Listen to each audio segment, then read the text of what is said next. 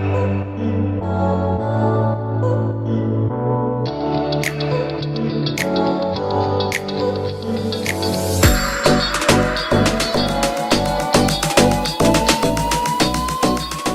hele goede middag, goedenavond, goede ochtend, wanneer je dit ook ziet. Hoe gaat het met je? Met mij gaat het prima, dank u wel voor het vragen. Het is vrijdagavond, ik heb net van mijn werk. Ik heb gedaan wat ik moest doen. Ik ben heel blij dat de week voorbij is. Ik weet dat het een zware week was, maar ik ben gewoon altijd blij wanneer het weekend er is. Ik voel me gewoon voldaan. En vandaag mijn eerste Q&A wat jullie opnemen. Ik heb geen vragen van jullie gehad, het is niet erg. Ik hou van dit gewoon. Ik hou gewoon van voor de camera zitten. Ik hou gewoon van praten. Ik hou gewoon van mezelf zijn en gek doen. En vandaag gaan we dat doen met een wijntje. Typisch voor vrijdagavond. Dus ja, als je nog meer vragen hebt, dan hoor ik het wel. Dan komt in de toekomst weer een tweede Q&A, hè? Fijn weekend en fijn plezier met het kijken. Ik vergeet iets. Abonneren, liken, delen, alles. Ik kon niks horen over, ja, maar ik weet niet wat voor content je uitbrengt. Ja, maar ik weet niet of ik het echt leuk vind. Druk gewoon. Je kan altijd weer de-abonneren. Wat je niet gaat doen, want mijn content is sowieso very good. Nee, serieus. In ieder geval bedankt voor het abonneren alvast. Ik reken op je.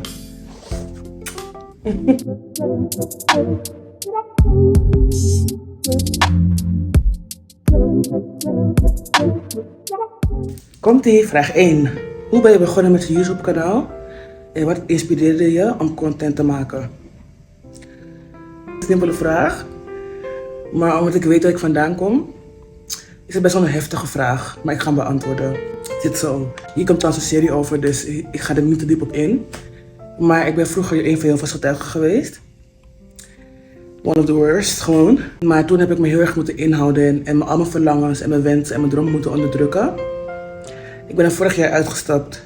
31 januari 2022 ben ik er officieel uitgestapt en uitgezet en is ook verkondigd in de zaal, dus nu meer dan een jaar geleden. En sindsdien ben ik vrij gaan leven. Ik ben dingen gaan doen waarvan ik dacht dat ik ze leuk vond.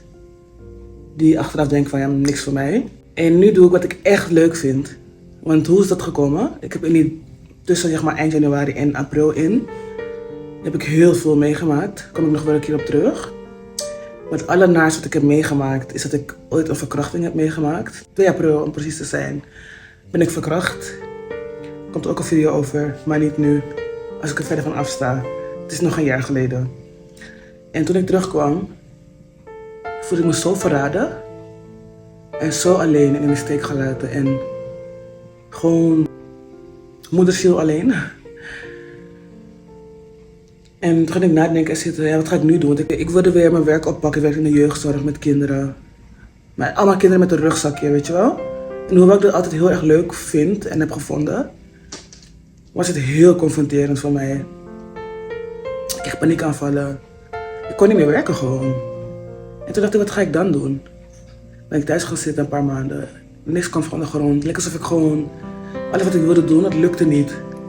Ik zat echt in een donkere plek gewoon. En soms denk ik nog wel eens aan terug, denk ik, wauw. Hoe heb ik dit allemaal overleefd? Hoe? Maar goed. Op een gegeven moment was ik er gewoon op een dag dat ik dacht, ga gewoon doen wat jij moet doen, Shaniqua. Je hebt van dingen gedroomd, ga die dromen waarmaken. Ik wilde altijd al mijn eigen blog hebben, dus die heb ik. Daar ben ik mee begonnen. Podcast wilde ik ook doen. En ik wist diep van binnen altijd al, ik wilde iets op YouTube doen. Maar ik ging steeds voor me uitschuiven, weet je wel. Ik was bezig op TikTok. Kreeg ik veel meer volgers en veel meer gesprekken met mensen. Het liep gewoon even lekker. En daarna dacht ik wil meer. TikTok is echt heel erg leuk en ik hou van die interactie. Maar mensen swipen gauw door, weet je. En met YouTube filmpjes kan je echt gewoon... Ik kan opnemen wat ik wil, wanneer ik wil. En ik heb altijd wel wat te vertellen. En heel veel mensen om me heen hebben me geïnspireerd. Mijn zusjes, mijn broertje. Gewoon iedereen om me heen zei van, ik wil gaan doen wat je moet doen, weet je.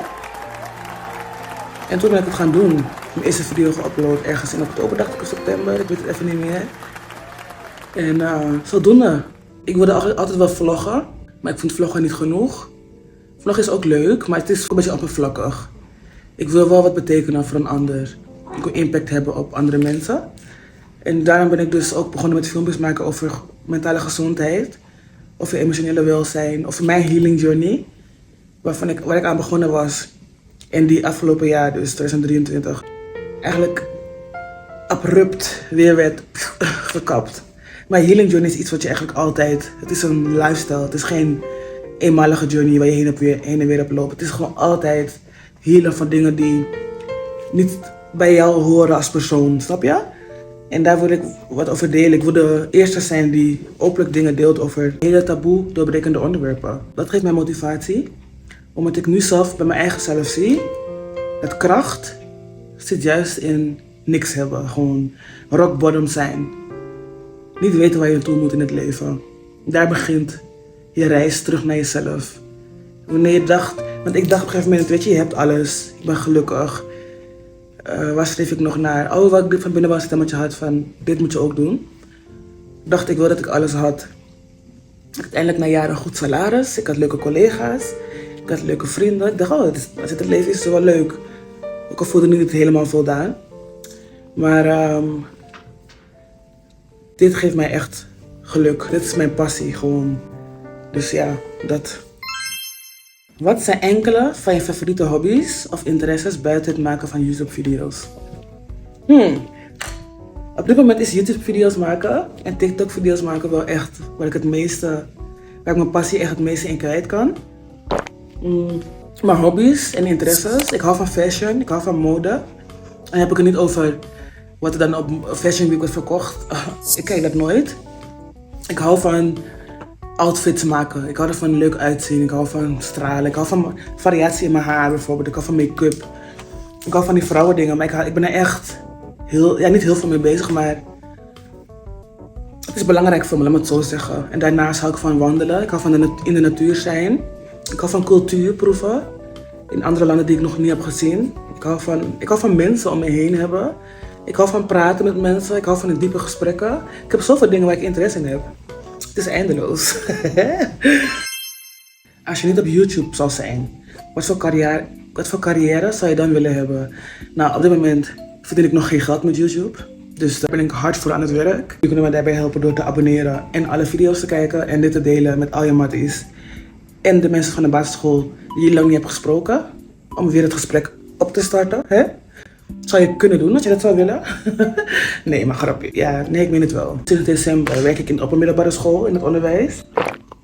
Ik ben aan de pedagogische sfeer te bevorderen. Om de kinderen aan te moedigen om weer hun best te doen. Kinderen met een rugzakje. Dat vind ik heel erg leuk. Ook mijn werkgever en mijn leidinggevende, mijn collega's zijn hartstikke leuk. Dus ik heb eindelijk gevonden waar mijn hart van warm wordt. Ik heb altijd werk gedaan. Dat ik dacht, weet je, ik moet geld verdienen.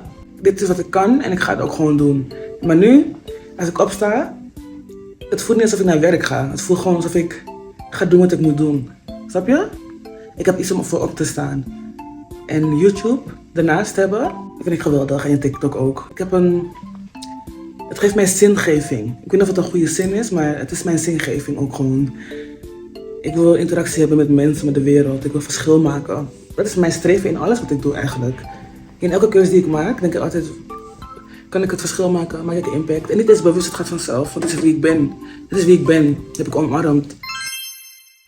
Wat is je favoriete reisbestemming tot nu toe en waarom? Mijn favoriete reisbestemming? Het was eerst Italië. Want ik denk, wow, ik was een keer in Zuid-Italië voor het eerst. Dat ik in Italië was het in Zuid-Italië. Echt een hele prachtige, mooie plek. Lekker eten, vrije mensen. De cultuur spreekt me aan. Weet je, dat mensen echt lang gaan tafelen, dat ze een middagdutje doen. Omdat ze best wel zwaar eten. Pasta is best wel zwaar op de maag. Ik vond het mooi. Ik heb echt een hele leuke tijd gehad. Het was een van mijn mooiste vakanties. Maar toen ik naar Turkije ben geweest, dacht ik, Italië, you good? But Turkije, my heart. Het leek gewoon alsof ik daar thuis kwam gewoon. Het waren gewoon mijn mensen, de cultuur.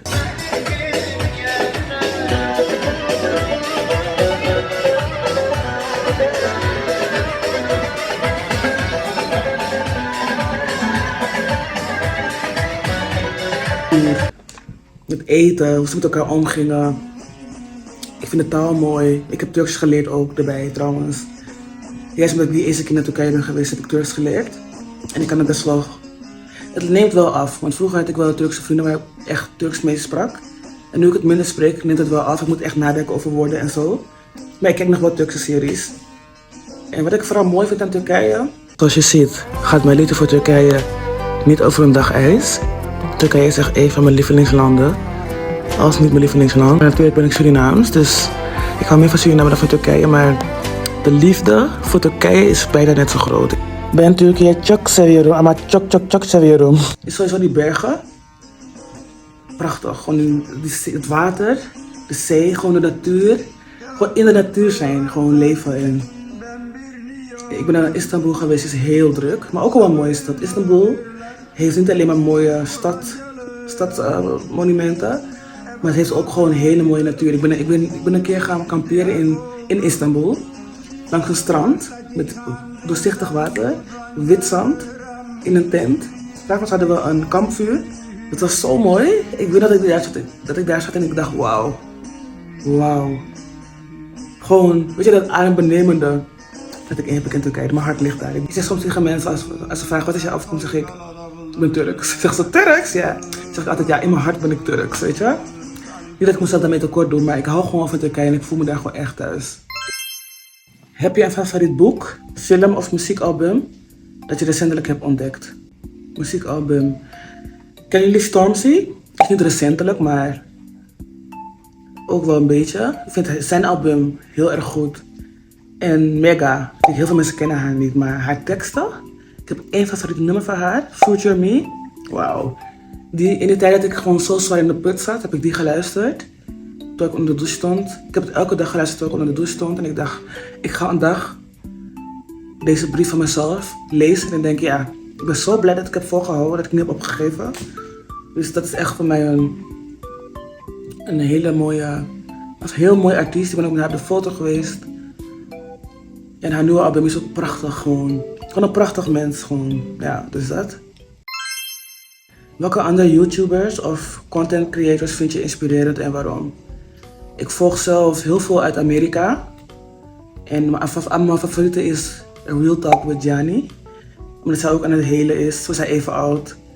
En ik resoneer gewoon echt veel met haar. Als ik haar lives kijk of haar video's kijk, voel ik me echt... Ik ben niet alleen. Iemand die me begrijpt, snap je? Heel gek hoe dat voelt. Iemand die mij nooit heeft gezien. Die waarschijnlijk, we hadden elkaar nooit ontmoet op straat, want ze woont helemaal in Amerika. Maar we hebben zoveel met elkaar gemeen. En van de Nederlandse YouTubers, ik volg Salma Omari. Ze heeft iets wat mij inspireert. Ze heeft gewoon scheid aan alles en iedereen. Ze doet wat ze moet doen. En ze is niemand aan verklaring schuldig. She's getting it back. Ik zou niet dezelfde keuzes maken als het zij maakt. Dat maakt niet uit.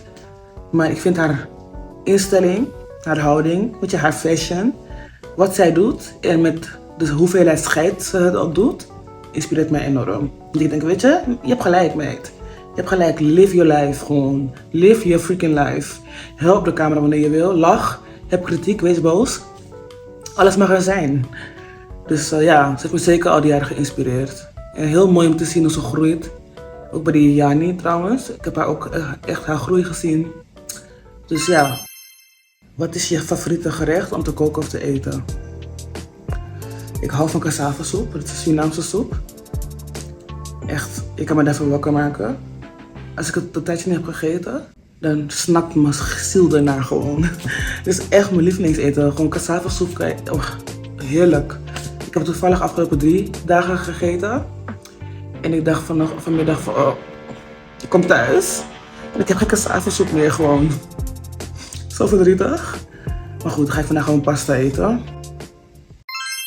je een superkracht zou kunnen hebben, wat zou dat zijn en waarom? Ik denk teleportatie. Dat ik gewoon van de ene moment op de andere moment ergens kan zijn. Dat lijkt me wel echt tof. Dat ik gewoon afhankelijk ben van middelen die ik misschien niet heb om ergens te komen. Bijvoorbeeld als je geen geld hebt, kan je niet zomaar denken, weet je, ik wil naar mijn oma in Suriname. Als ik geen geld heb, kan ik ook niet even een dagtocht maken naar Limburg en terug. Weet je, dat soort dingen. Terwijl het reizen ook wel leuk is. Maar daar zijn vind ik ook super leuk. Dus dat zou ik dan wel willen als superkracht. Om gewoon de wereld te kunnen zien op de plekken waar toeristen niet komen. Voornamelijk gewoon. Wat zijn enkele van je doelen of dromen buiten jouw YouTube kanaal? Wat ik mezelf zie doen in de toekomst is documentaires maken, reportages maken. En dan ga ik groot denken. Dat zie ik mezelf doen in de toekomst. Dat is het ene wat ik zeker wil doen. Ik wil ook echt een naam voor mezelf maken op tv. Waarin ik echt met mensen ga graven naar emotionele problemen. Ik hou van educaten. Ik hou van informatie geven. Ik hou van lesgeven. Ik hou van dingen uitleggen. En dan op emotioneel vlak. En ik kan ook heel persoonlijk zijn. Ik schaam me daar niet voor. Dus ik wil dat graag ook gebruiken om een groter publiek te bereiken. Buiten mijn TikTok en mijn YouTube kanaal. Maar dat is voor nu wel zeker wel mijn focus. Dus. En het lijkt me juist fijn als ik daar naartoe kan werken. En als ik daar nooit kom, God forbid, dan doe ik nog steeds wel wat ik leuk vind op dit moment. Waar ik blij van word, waar ik thuis wil komen. Vandaag dus van school naar huis ging. En ik zat in de metro, had ik al gelijk ideeën van wat ga ik opnemen. En ik had er gewoon zin in, weet je. Ik kijk ernaar uit om weer dit te doen en dan soms te editen en een thumbnail te maken om het online te zetten. Dit maakt mij echt blij, serieus. Dit maakt mij echt blij. Ja. Nou, dat waren enkele Q&A-vragen. Ik hoop dat de meeste vragen interessant waren. Met de meeste antwoorden dan. Bedankt voor het kijken, voor het liken, voor het delen en abonneren. You better girl, you better boy.